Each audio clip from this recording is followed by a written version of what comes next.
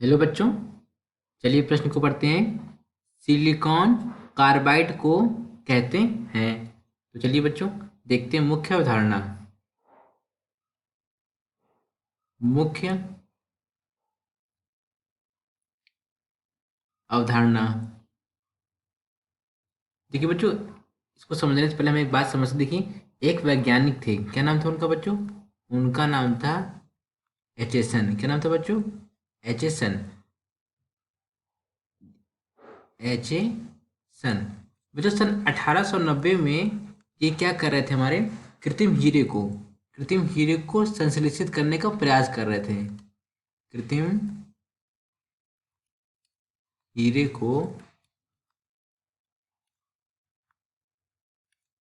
संश्लेषित संश्लेषित करने का प्रयास कर रहे थे। तो बच्चों जब इन्होंने प्रयास किया कृत्रिम हीरे को संश्लेषित करने का, तो बच्चों ये क्या हुआ? ये संश्लेषित नहीं हुआ। फिर इन्होंने क्या किया? अंत में बच्चों सिलिकॉन कार्बाइड, क्या बच्चों? सिलिकॉन कार्बाइड को इन्होंने संश्लेषित किया। सिलिकॉन कार्बाइड को इन्होंने क्या किया बच्चों? अंत में इन्होंने संश्लेषित किया। तो हमें क्या प्राप्त हुआ बच्चों? हमें प्राप्त हुआ नीले क्रिस्टल का निर्माण हुआ। क्या क्या मिला बच्चों में? नीले क्रिस्टल का नीले क्रिस्टल का निर्माण हुआ,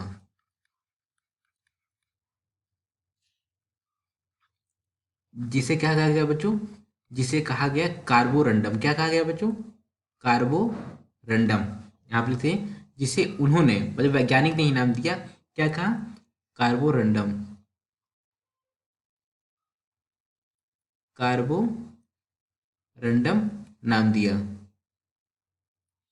होता क्या बच्चों कि जो ये सिलिकॉन कार्बाइड होता है ना बच्चों, इसको कार्बोरंडम भी कहा जाता है। क्या कहते हैं? कार्बोरंडम भी कहा जाता है। इसे लिख लेते हैं बच्चों, सिलिकॉन कार्बाइड को कार्बोरंडम भी कहा जाता है।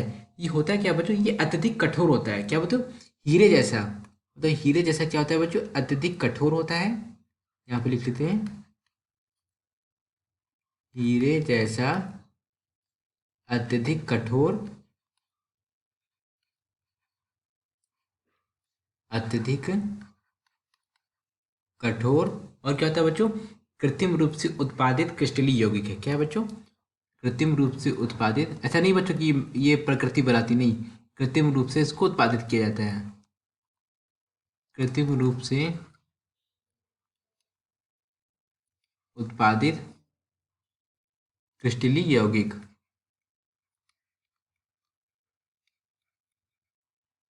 कृत्रिम रूप से उत्पादित क्रिस्टलीय यौगिक है ये।